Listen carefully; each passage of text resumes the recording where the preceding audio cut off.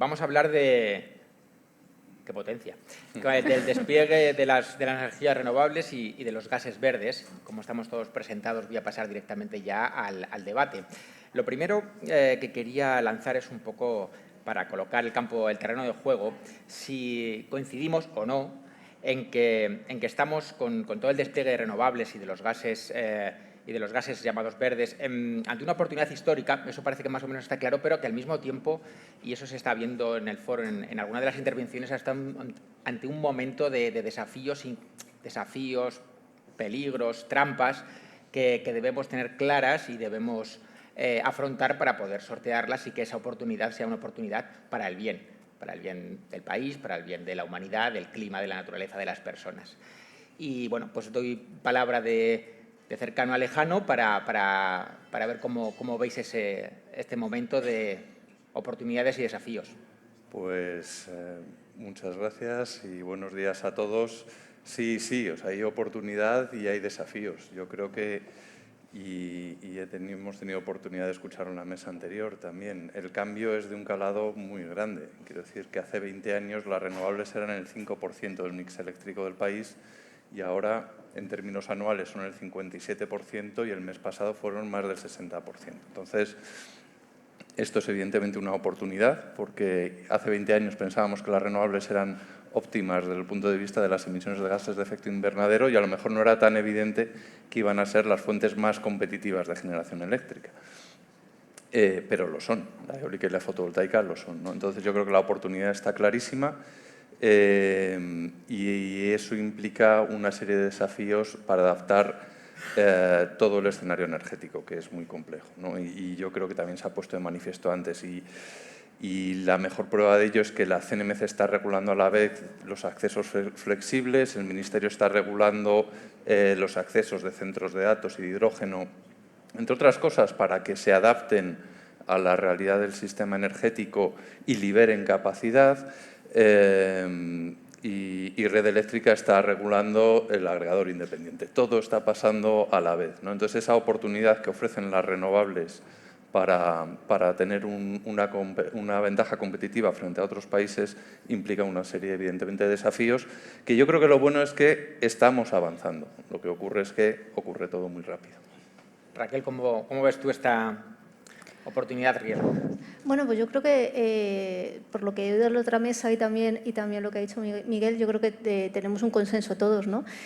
Ahora mismo estamos viviendo una serie de crisis consecutivas que están poniendo en entredicho el modelo que teníamos hasta ahora, además de todo lo que viene siendo la lucha contra el cambio climático. En estos últimos años en España sí que hemos avanzado mucho en transición energética. Como ha dicho Miguel, hemos conseguido llegar a una media de un 60% de penetración de renovable en el mix, que eso nos ha proporcionado muchas cosas positivas, un abaratamiento de la energía eléctrica que también está atrayendo a nuevas industrias en nuestro país, que eso también sirve para un cambio, ¿no? de especializar y dejar de ser también un país dedicado al turismo para ser un país muchísimo más industrial y próspero. Y yo creo que es un poco donde hay que centrarnos. Ahora mismo el principal desafío, coincido, que también son las redes, porque es verdad que todo el proceso, digamos, de descarbonización del sistema eléctrico ha ido muy bien y está yendo muy bien, pero ahora mismo el cuello de botella se presentan sobre todo en los nudos, ¿no? Más o menos ahora, según un último informe de la CNMC, se decía que el 84% de los nudos tenían un colapso, pero en permisos de acceso. Es decir, el colapso es administrativo, no es un colapso energético. Entonces, yo creo que es ahí donde hay que empezar a trabajar. Lo primero es las famosas conexiones flexibles, flexibilidad de la demanda, que es hospital, y lo segundo es también discernir cuántos de estos permisos de acceso llevan proyectos detrás y qué tipo de proyectos llevan para ver qué aportan al país y cuáles son puramente especulación. Óscar, ¿vosotros cómo lo estáis analizando? Bueno, yo creo que, lo primero, agradecer al diario que me dé la oportunidad de participar en esta mesa. Yo creo que es una oportunidad estratégica en un momento, además, clave, ¿no? Yo creo que la apuesta que tiene Europa porque la transición energética no solo sea una forma de lograr sus objetivos ambientales, sino que es una forma también de asegurar su soberanía estratégica, no solo energética, sino también industrial, y además garantizar la competitividad a largo plazo, porque la estrategia europea lo que reconoce es que no seremos nunca competitivos a largo plazo si tenemos dependencias de recursos de los cuales no se dispone dentro del contexto de la Unión Europea. Eso pone a España, ¿no?, dentro de esa estrategia europea en una posición privilegiada, ¿no?, y probablemente en uno de los grandes ganadores, ¿no?, digamos, en esa estrategia a medio y largo plazo. Con lo cual, yo creo que en eso no hay duda, y yo creo que además en crisis como la que estamos viviendo, como la que vivimos con la guerra de Ucrania y que seguimos todavía arrastrando, pues lo que nos hace es todavía reforzarnos más en esa visión de que el camino que estamos abordando es el adecuado. También es verdad que seríamos un poco naif si no pusiéramos encima de la mesa cuáles son los riesgos, ¿no? Y los riesgos es entender o no entender que esto es una transición, es decir, que por mucho que aceleremos, es un camino que hay que ir recorriendo, ¿no?, en el que por el camino vamos a tener que seguir de alguna forma conviviendo con esa dependencia y por lo tanto tenemos que seguir asegurando una diversificación de fuentes y unas infraestructuras que nos permitan garantizar, digamos, el suministro de lo que hoy es, digamos, nuestras fuentes principales de suministro, a la vez que aceleramos en esa sustitución progresiva por fuentes renovables autóctonas, ¿no? Y además por el camino tenemos que ser capaces también de proteger nuestro mercado y proteger nuestra industria y nuestros consumidores, porque efectivamente hay tecnologías que en el corto plazo ya son competitivas y son ya una ventaja, y otras claramente todavía estamos apostando por su desarrollo tecnológico y nos darán esa competitividad en el medio plazo. Por lo tanto, en el camino pues tenemos que ser capaces también de establecer elementos que nos ayudan, ¿no?, a proteger a nuestros consumidores durante ese recorrido, ¿no?, a través de ayudas, incentivos, reducción fiscal y sobre todo pues asegurar que nuestra industria, sobre todo la que compite en un mercado global, pues compite, ¿no?, y en los mismos medios, ¿no?, en el mismo campo de juego que industria de otras regiones, ¿no?, que no están trabajando con los mismos criterios de los que estamos trabajando en Europa. Sí, ¿no? Como cuando crecemos, damos el estirón y nos duelen los huesos, pues ahora estamos en ese estirón y hay que ver que nos duela lo menos Eso posible. es. Adrián, la fotovoltaica y la eólica tienen una imagen muy clara, ¿no? Yo creo que tienen incluso una marca que van solas, pero en el campo de los gases quizá son menos conocidos, quizás pasan más desapercibidos o simplemente no se les tiene en cuenta, pero yo entiendo que también es un momento en el que estamos muy parecido, ¿no?, con oportunidad y riesgo. Sí, totalmente. Lo primero, gracias por invitarme a este evento. Sí, efectivamente, yo coincido que estamos ante un momento histórico y diría que por la confluencia de dos motivos. Lo primero, debido a las tensiones geopolíticas, lo que estamos asistiendo es a un cambio de paradigma en cuanto a las cadenas de suministro de las moléculas, o sea, de los productos energéticos. Donde antes, digamos que la función objetiva de estas cadenas de suministro era la eficiencia en costes de la molécula, lo que estamos viendo ahora es la necesidad de tener un sistema resiliente y autonomía en cuanto al aprovisionamiento de estas moléculas. Y esto es una muy buena noticia para los gas verdes que justamente se producen a nivel local. Gas verdes, estamos hablando principalmente de hidrógeno y de biometano. Entonces, esto combinado con la posición ventajosa de España y su potencial en cuanto a la generación de estas moléculas, pues son muy buenas noticias. ¿Por qué España tiene una posición ventajosa? Pues a nivel del hidrógeno, que el hidrógeno al final son agua y un electrón verde competitivo, pues somos capaces con la renovable de generar este electrón verde más competitivo que otros países, ¿no? Y por la parte del biometano, ahí está el residuo, un residuo, pues toda la actividad agroindustrial que tenemos, ganadería, pues todo esto son residuos que se pueden aprovechar y producir un biometano competitivo y también gestionar un problema de residuo. Entonces, si esto es una buena noticia, efectivamente siempre cambios conllevan ciertos desafíos. Yo creo que la resiliencia pues no puede ir en contra de la competitividad, ¿no? La competitividad al final, o sea, la energía es la base de la economía, entonces necesitamos una energía barata para poder, obviamente, pues permitir a España pues, de seguir creciendo. Y el otro desafío es que son nuevos vectores energéticos que conllevan pues, el desarrollo de nuevas cadenas de valor, y cada eslabón, lo que es muy importante es cada eslabón de esta cadena, estamos hablando de producción, estamos hablando de transporte, almacenamiento y luego del uso final de estos combustibles, pues que todo esto vaya a la par y de forma coordinada para lograr el despliegue, ¿no? Me queda claro que hay mucho trabajo por delante. Casi todas habéis mencionado la coyuntura en la que estamos, con los ataques en Irán. Entonces lanzo esta pregunta para Miguel, aunque yo creo que igual tenéis cosas que aportar cada uno sobre hasta qué punto las renovables, que también están teniendo un ataque de imagen por parte de algunos regímenes, ya están funcionando como una salvaguardia en España en cuanto a la volatilidad energética, ¿no? Esa importación de energía o de elementos combustibles fósiles, para que lo podamos entender, ¿no? Como que eso están funcionando ahora mismo ya como ese escudo, como esa salvaguarda. Bueno, yo creo que es evidente, pero yo creo que lo tenemos que contar más. O sea, quiero decir, yo creo que gracias al despliegue de renovables, el precio del mercado eléctrico hoy es de 5 euros megavatio hora, que es 14 veces más barato que en Francia, 18 veces más barato que en Alemania y 23 veces más barato que en Italia. Que podéis decir el del IDAE, que listo que ha cogido el día del precio más bajo. Vale.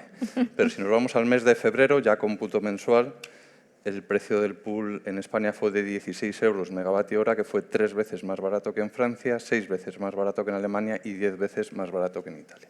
Entonces yo creo que están funcionando efectivamente como escudo, porque todos sabéis que lo que determina en gran medida el precio que pagamos, el precio del mercado diario es las horas que el gas natural cierra el precio. Y entonces en España pues es menos horas que en otros países.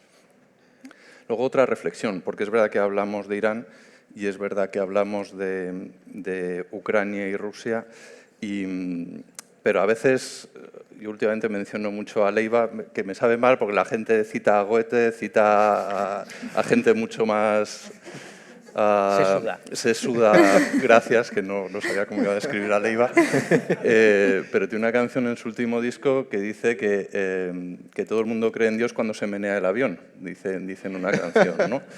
Y vale, nos menean el avión ahora, nos lo menearon hace 3 años, pero IDAE existe, en su día fue el Centro de Estudios de la Energía, por la crisis energética de los 70. Quiero decir que nos llevan meneando el avión desde hace mucho tiempo y al final esa vulnerabilidad existe porque es inherente a un modelo energético basado en otro tipo de combustibles, ¿no? Entonces yo creo que ese es el poder que podemos llegar a tener de desvincularnos hasta en un grado bastante alto de estas fluctuaciones con un recurso nacional. Y yo creo que no nos lo acabamos de creer. O sea, yo creo que todavía pensamos que tiene truco y no nos lo acabamos de creer. Y una pequeña reflexión, si me permitís, que está en la importancia de tener los datos lo más precisos posibles para tomar las mejores decisiones, tanto en política como en empresa, ¿no? Yo creo que al final el tener los mejores datos disponibles yo creo que es bueno para todos, sobre todo para sacar las conclusiones adecuadas y tomar las medidas adecuadas, ¿no?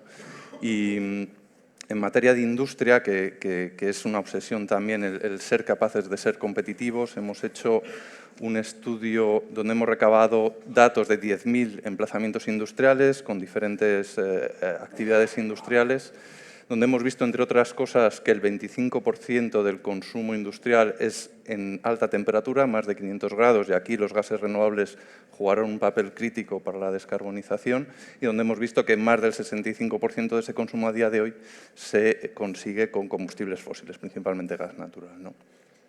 Pero es muy importante que a la hora de comparar competitividad entre países veamos la letra pequeña, porque mencionaba Pachi antes que datos de la Asociación de Grandes Consumidores de Electricidad, comparando con Alemania y Francia, y hay que tener en cuenta que en esos países se dopa al consumidor industrial a través de la compensación de derechos de emisiones de CO2. Es decir, no es justo comparar determinadas cosas si no damos toda la información, porque eso nos llevará a las conclusiones equivocadas y a tomar medidas que no serán eficientes. No sé si, Óscar, que hacías un gesto, querías aportar. Sí, no, me ha gustado mucho el símil del avión, ¿no? Cuando el avión estaba quieto y no se movía, también esa ventaja competitiva ya se ha empezado a ver en el mercado. De hecho, nosotros pues, hacemos seguimiento de cómo comparan los mercados de futuros de España respecto al de nuestros homólogos europeos y llevamos ya muchos años en los que los mercados españoles con forma consistente ya muestran un diferencial muy significativo en el coste eléctrico que ve el mercado a largo plazo para España respecto a Alemania, Francia e Italia.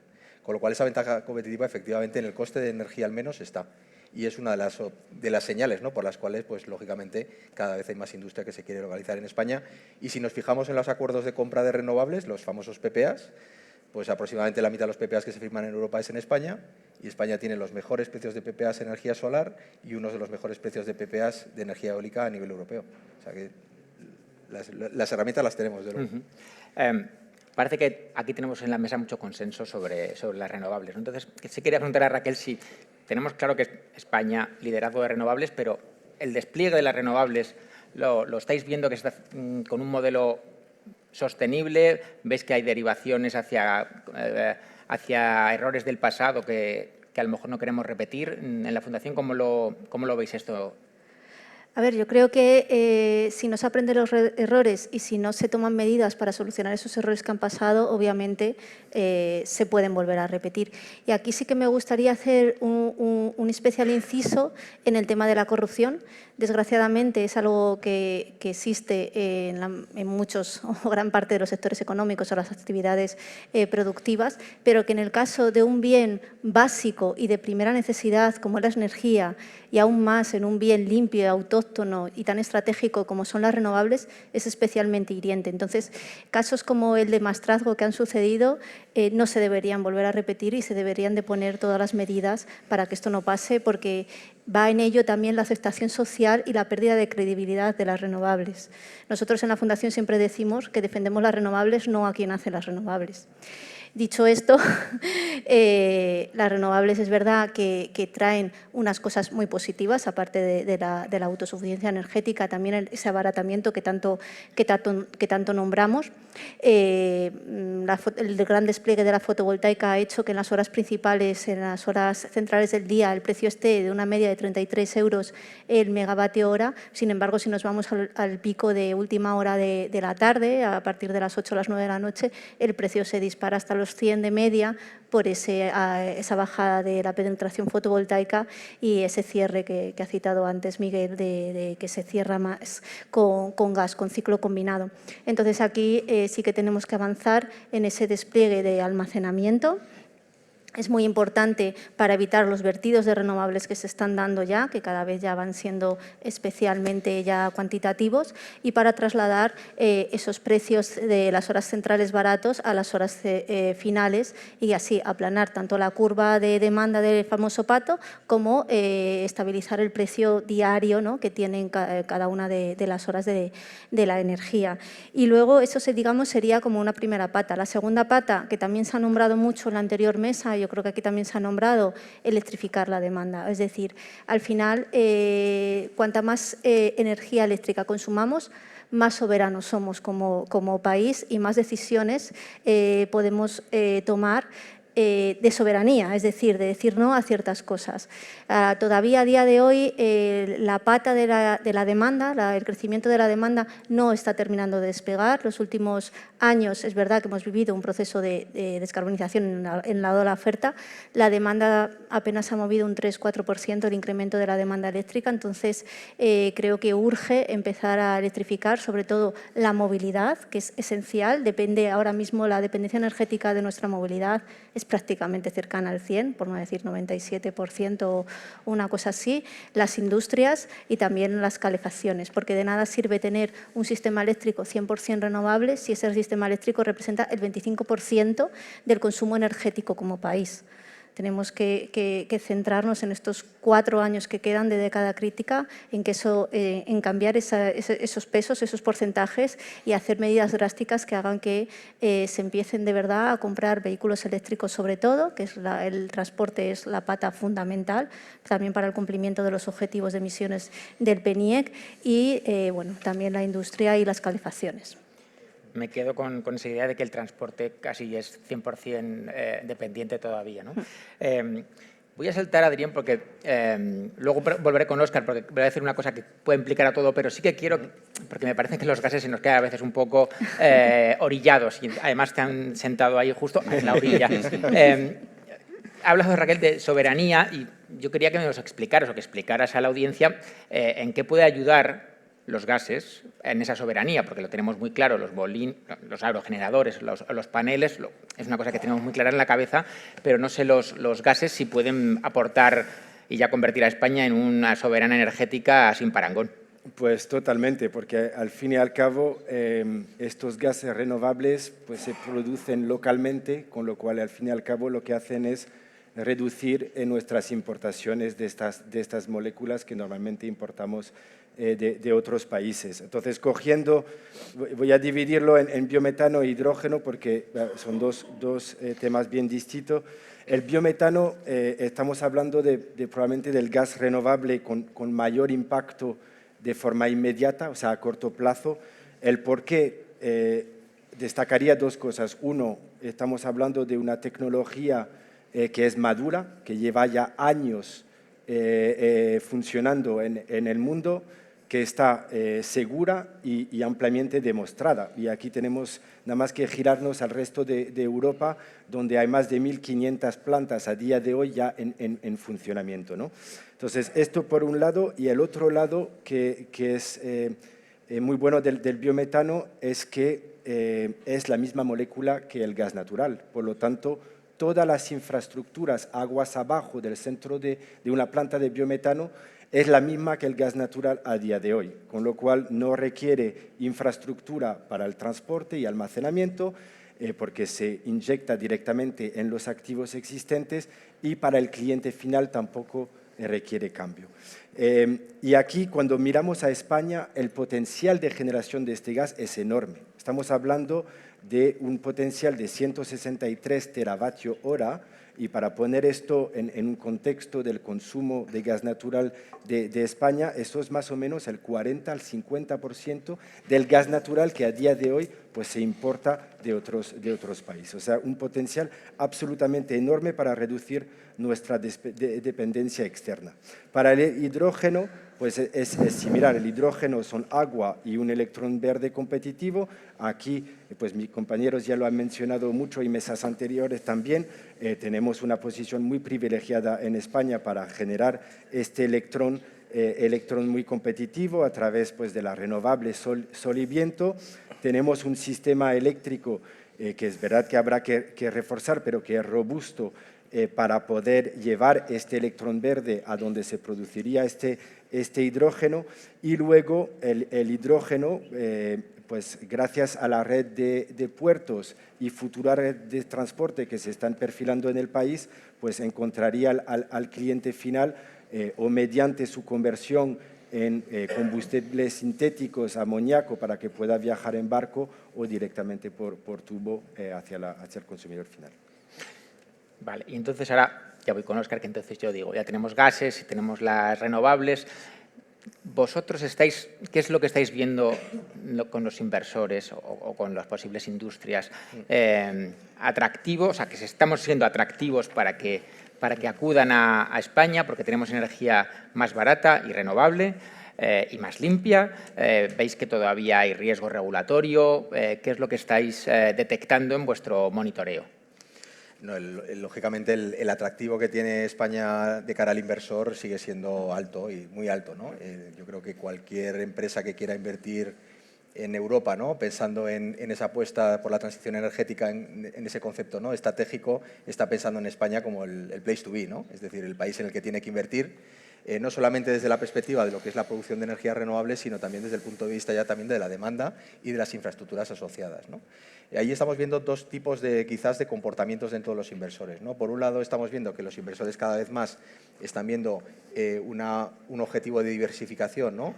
Para invertir en más tecnologías porque están viendo cada vez más sinergias, ¿no?, entre las diferentes tecnologías, es decir, cada vez es más raro ver inversores que solo invierten en una sola tecnología, sino invierten en renovables en almacenamiento, pero también están invirtiendo en gases renovables. Al final estamos hablando de vectores energéticos que no son totalmente independientes, sino que están fuertemente interrelacionados. Para producir hidrógeno necesitamos renovables, el hidrógeno en algunos ámbitos competirá con el biometano competirá con los combustibles sintéticos, pero los combustibles sintéticos necesitan CO2 biogénico que se produce también en el biometano. Es decir, hay muchos vectores que están interrelacionados y eso está haciendo que los inversores cada vez más busquen estrategias diversificadas en cuanto a qué tipo de activos, ¿no? Y básicamente, ¿por qué? Porque independientemente de que pueda haber ciertos vaivenes en el mercado, ¿no?, y ciertos desequilibrios, ¿no?, que se producen, ¿no?, y que de repente pues, las señales económicas para invertir en el corto plazo pues, aparecen o desaparecen, el inversor de largo plazo sigue creyendo en los fundamentales de España como país que realmente va a tener los mejores costes, ¿no?, y las mejores capacidades para ser el ganador, ¿no?, en esa estrategia de largo plazo.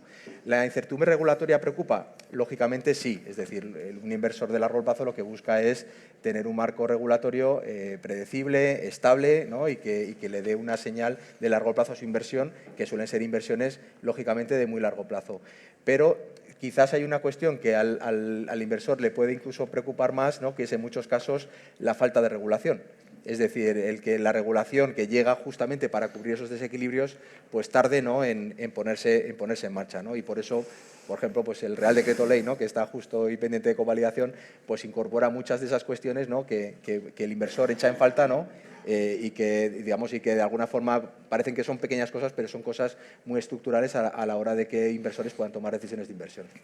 Parece que el decreto sobrevuela todo el foro y nuestra mesa en especial, ¿no? Miguel, te noto que no paras de apuntar. No sé si querías apuntar, mejor dicho, cosas sobre lo que se ha dicho antes de pasar a lo mejor a otra cuestión más concreta. La verdad es que sí. Sí, ¿no? A ver, me pasa siempre que voy a un foro traigo las cosas apuntadas, pero luego digo otras cosas y me voy. Por cuantificar algunas cuestiones, porque hablaba Raquel de los proyectos de almacenamiento, que es una necesidad como el comer, ahora mismo con la penetración que hay de fotovoltaica. Por cuantificarlo, en el marco no solo del plan de recuperación, sino también con fondos europeos, hemos puesto en el mercado 1.500 millones de euros que esperamos que habiliten 5,5 gigas adicionales de almacenamiento. Almacenamiento de todo tipo, hibridado con instalaciones existentes, bombeos también y standalone y almacenamiento térmico también, que es muy importante para determinadas aplicaciones en la industria. Por llevar a números concretos el hidrógeno, esto sí, en el marco del Plan de Recuperación, Transformación y Resiliencia, hemos concedido 2.700 millones de euros a 115 proyectos que equivalen a 3,3 gigas de electrolizadores y lo comentábamos antes de entrar, Moeve ya ha anunciado la decisión final de inversión del proyecto más grande del sur de Europa en Huelva de electrólisis, que yo creo que va a traccionar a todo el sector. Y una cuestión que cuando se han comentado los retos me venía a la cabeza y es que yo creo que a veces sacamos conclusiones muy de ingenieros, probablemente porque muchos lo somos y probablemente porque el sector energético siempre ha sido muy de ingenieros. O sea, yo creo que algo que tenemos que aprender es que estos cambios que queremos hacer no van a pasar si no hay millones de decisiones individuales que cambien hábitos de consumo. Es decir, antes bastaba con grandes consumidores y grandes generadores. Ese paradigma ha cambiado completamente. Y si esto que estamos haciendo va a salir bien, será porque hay millones de personas que deciden cambiar a tener un coche eléctrico y deciden cambiar a electrificar la climatización de su casa. Y yo creo que es muy importante que los que somos ingenieros aprendamos que tenemos que llegar a toda esa gente, que tenemos que cambiar el lenguaje, que tenemos que adaptar los mensajes y, bueno, y en ese sentido desde IDAE pues hacemos desde campañas en medios de comunicación y hemos hecho un convenio también con el Centro de Investigaciones Sociológicas, con el CIS, para hacer un barómetro de transición energética y para hacer mesas de estudio sobre temas concretos, para intentar acercarnos a la gente, porque al final en estos foros pues nos conocemos muchos. Y como tú decías antes, estamos bastante de acuerdo en muchas cosas. O sea, yo creo que tenemos que retarnos un poco como sector y salir a buscar a la gente para que todos estos cambios pasen del papel a una realidad en las calles donde los vehículos eléctricos pues pasen a ser, por ejemplo, estar de forma masiva. Y ya acabo para mencionar el Real Decreto Ley. yo creo que tiene cosas muy potentes. Una de ellas está relacionada con lo que decía Raquel, y es que yo creo que el sector ya es consciente de que cualquier proyecto de renovables, sea de eléctrico o de gases renovables, no se puede permitir no ser una mejor práctica a día de hoy. Una mejor práctica en todos los sentidos, desde el punto de vista medioambiental, pero desde el punto de vista social también. Y incluye el Real Decreto Ley una especie de sello social que creo que puede venir a objetivar todos estos temas. Y en tema de gases renovables incluye una obligación, el desarrollo de una obligación para el uso de biometano en sectores distintos del transporte, que se uniría a la del proyecto de Real Decreto de transposición de la Directiva de Renovables, que incluye un objetivo para el sector transporte, que yo creo que acabaría creando las condiciones adecuadas para que los proyectos de biometano salgan. El tiempo está volando, no nos queda mucho. Voy con una de no ingenieros, creo, hablabas de las decisiones personales, millones de decisiones personales, y Raquel, yo quería, si nos podías ilustrar un poco cómo intentar hacer que toda esta revolución de la renovable se traduzca en beneficios sociales, lo que se hace la gente, que es un poco lo que venías tú a decir, ya lo teníamos apuntado y me has dejado la pista de salida perfectamente planificada. Pues sí, es verdad. Yo creo que como ingeniera nos pasa mucho. O sea, los ingenieros tenemos muy claro el porqué de las cosas. Digamos que es siempre, ¿no? Yo con el dato voy hasta el fin del mundo porque el dato me lo creo. Pero es verdad que eso solo nos pasa a nosotros, ¿no? Cuando tienes que hacer ese cambio toda la ciudadanía, hay que cambiar de ese dato a ese relato, ¿no? Y el relato de las renovables y de esta transición energética empieza en que no es solo un cambio tecnológico, de cambiar un fósil por una renovable, es también un cambio de modelo energético. Es un cambio de un modelo energético totalmente centralizado en el que hay 5 grandes compañías de productoras de electricidad a millones de productores de electricidad, porque aquí lo básico es que gracias sobre todo, principalmente a la modalidad de la fotovoltaica, pasamos a que la ciudadanía, las empresas, las pymes, los autónomos, pasan a ser meros compradores de energía a poder ser productores de su propia energía, y eso es un cambio radical. Y yo creo que también eso es donde más nos tenemos que enfatizar, ¿no? Sobre todo, digamos, pues el sector ambiental, ecológico, el movimiento social, las administraciones públicas, en ese cambio de modelo energético, en pasar a ese modelo mucho más distribuido a través de las comunidades energéticas, los autoconsumos individuales, colectivos, incluso las plantas renovables que se hacen a través de cooperativas o de esas asociaciones vecinales, ¿no? Ese cambio de paradigma es bestial. ¿Y por qué? Porque sobre todo es la palanca principal para el otro lado, que es la electrificación de la demanda. Cuando acercas la energía tanto a la gente, cuando se convierten en su propio productor, entienden cómo funciona la energía y quieren consumir mucha más energía. Entonces, es el principal entrada para luego electrificar sus calderas, electrificar sus vehículos, ¿no? Entonces ese cambio es primordial. Y luego lo siguiente, lo de siempre, la licencia social.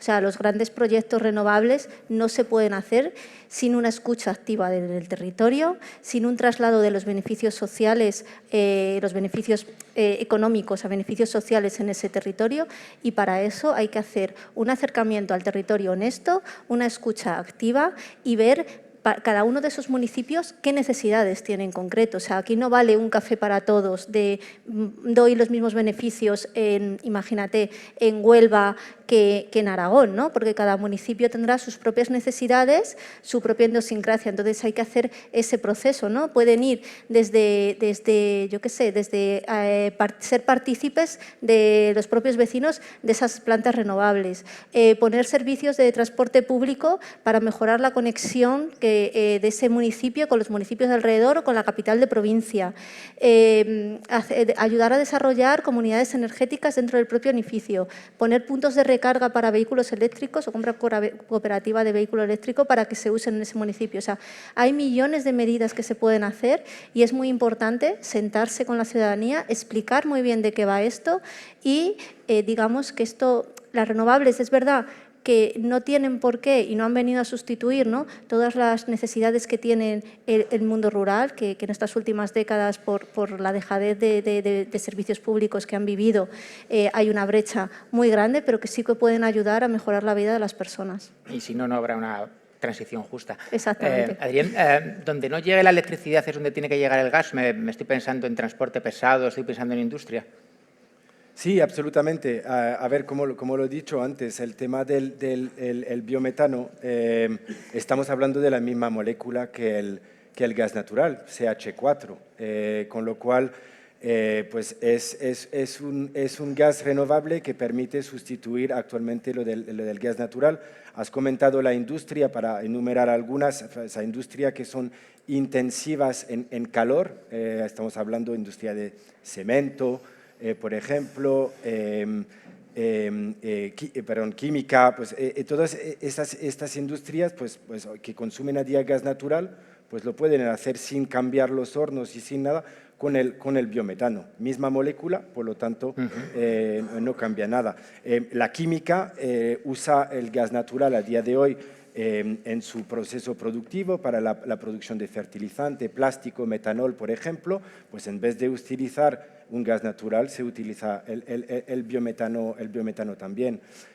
Hablando de otro tipo de industria, más la industria agrícola, la industria agroindustrial, ahí el biometano tiene una ventaja no por el gas en sí, sino por el residuo y el tratamiento del residuo de esas industrias. Las plantas de biometano, al fin y al cabo, cogen el residuo, saca un biometano y luego el otro subproducto que tenemos es un biofertilizante.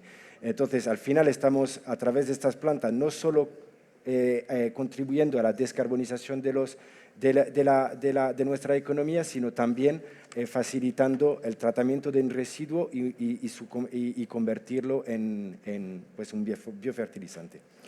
Bueno, pues un comentario. ¿Comentario? Yo creo que la electrificación claramente es un vector muy importante para la descarbonización, pero si nos fijamos incluso en países donde la electrificación está siendo mucho más rápida, como puede ser en China, creo que en China están todavía en torno a un 30 y algo % de la demanda final. Con esto que quiero decir que la descarbonización va a ser un ejercicio ingente, ¿no?, en el que vamos a necesitar todas las tecnologías, y si no somos capaces de desarrollarlas todas, pues seguramente nos costará más llegar, nos costará más dinero también probablemente llegar, y nos encontraremos más cuellos de botella por el camino, con lo cual yo creo que hay que, digamos, tener una amplitud también de opciones, ¿no?, y no dejar ninguna por el camino. Los gases renovables es una opción clarísima, ¿no?, en algunos sectores donde la electrificación en el corto plazo no es tan evidente. Y la descarbonización, como se diga, no es un capricho, sino que es el futuro del estilo de vida de los humanos en la Tierra. Con esto despedimos esta mesa y hacemos ahora una pausa para tomar un cafetito y volvemos a las 12:50 para seguir con el foro. Muchas gracias a todas. Perfecto.